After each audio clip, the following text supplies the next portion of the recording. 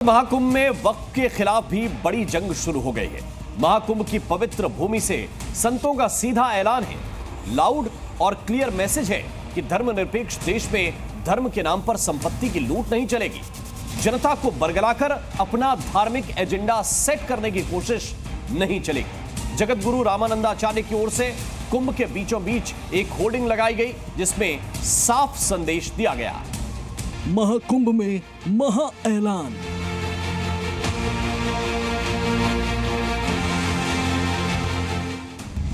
वक्फ के खिलाफ महाकुंभ में हल्ला बोल।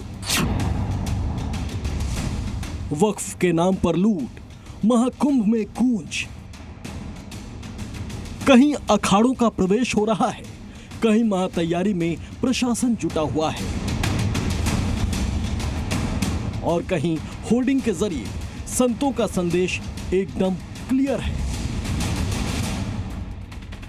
महाकुंभ की पवित्र भूमि से संतों का ऐलान साफ है, लाउड है और क्लियर है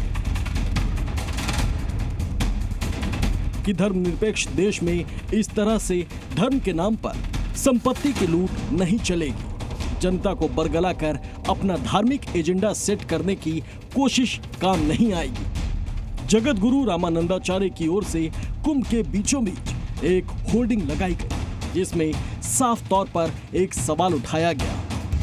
लिखा गया, वक्फ के नाम पर संपत्ति की लूट है, धर्मनिरपेक्ष देश में ये कैसी छूट है।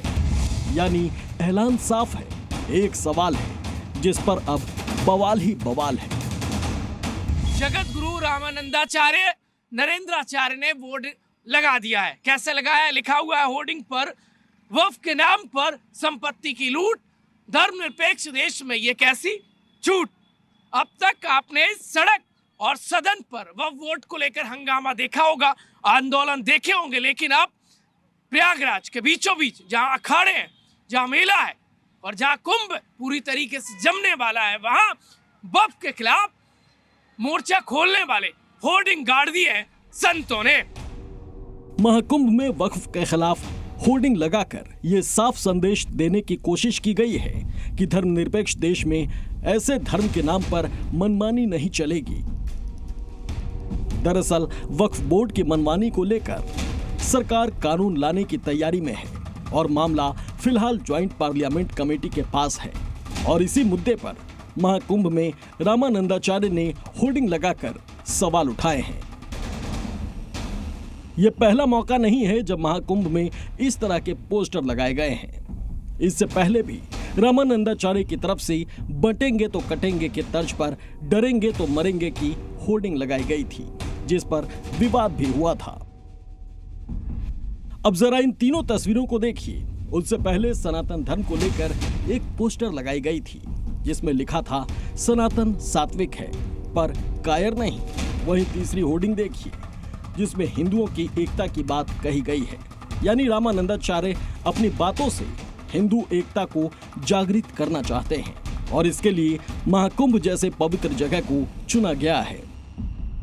यानी नीयत साफ है, मकसद क्लियर है। महाकुंभ की धरती से ये संदेश दिया जाए कि सनातन धर्म और इसके अनुयायी एक रहें। ब्यूरो रिपोर्ट, जी मीडिया। तो आपको हमने दिखाया कि कैसे सीएम योगी को साधु संत अर्जुन की उपाधि दे रहे हैं, लेकिन ऐसा नहीं है कि योगी सिर्फ धार्मिक कार्य कर रहे हैं। उन्होंने करप्शन के खिलाफ भी जबरदस्त चक्रव्यूह रचा है। देखिए कैसे यूपी के बेईमान अधिकारियों पर नकेल के लिए योगी ने बनाया फुल प्रूफ प्लान।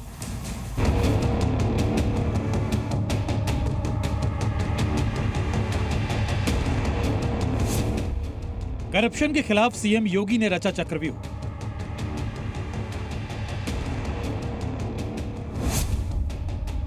चाहे अपराधी हो या बेईमान अधिकारी, योगी राज में कोई बचेगा नहीं।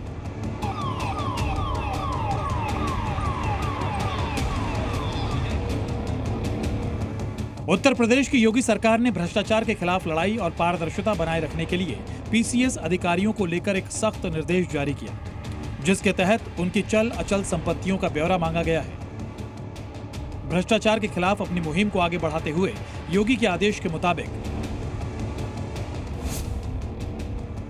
सभी पीसीएस अधिकारियों को 31 जनवरी 2025 तक अपनी प्रॉपर्टी का ब्यौरा हर हाल में देना होगा। अगर कोई अधिकारी निर्देश के मुताबिक जानकारी साझा नहीं करता है तो उसे प्रमोशन नहीं मिलेगा। अधिकारियों को ये जानकारी ऑनलाइन स्पैरो पोर्टल पर देना होगा। यूपी सरकार ने ये निर्देश पारदर्शिता बनाए रखने के मकसद से जारी किया है।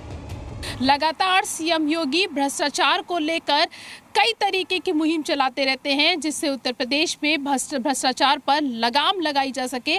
और इसी के तहत एक बार फिर से सीएम योगी ने सभी अधिकारियों से उनकी संपत्ति का ब्यौरा तलब किया है और उन्होंने कहा है कि जल्द से जल्द जो अधिकारी हैं वो अपनी संपत्ति का जो ब्यौरा है वो दें, और जो अधिकारी ब्यौरा नहीं देंगे उनका प्रमोशन रोक दिया जाएगा। इससे पहले उत्तर प्रदेश सरकार की तरफ से अगस्त में कर्मचारियों और अधिकारियों को चल अचल संपत्ति का विवरण देने को कहा गया था। योगी ने भ्रष्टाचारियों पर एक्शन लिया तो सैकड़ों ईमानदार कर्मचारियों और अधिकारियों को नए साल का तोहफा भी दिया है। उत्तर प्रदेश सरकार ने एक साथ 95 अधिकारियों का प्रमोशन किया, जिनमें आजमगढ़ के मंडल आयुक्त मनीष चौहान और खाद्य आयुक्त सौरभ बाबू समेत 7 आईएएस अफसरों को सचिव से प्रमुख सचिव पद पर प्रमोट किया गया, जबकि 38 आईएएस अफसरों को जिलाधिकारी और विशेष सचिव स्तर से सचिव बनाया गया है। यूपी की सरकार ने इस बार पीसीएस अधिकारियों के लिए निर्देश जारी किया है कि जिसमें ये कहा गया है कि 31 जनवरी 2025 तक सभी पीसीएस अधिकारी अपनी चल अचल संपत्ति का विवरण पोर्टल पर जमा करेंगे।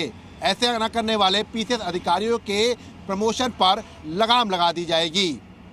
कैमरामैन विशाल रघुवंशी, जी मीडिया।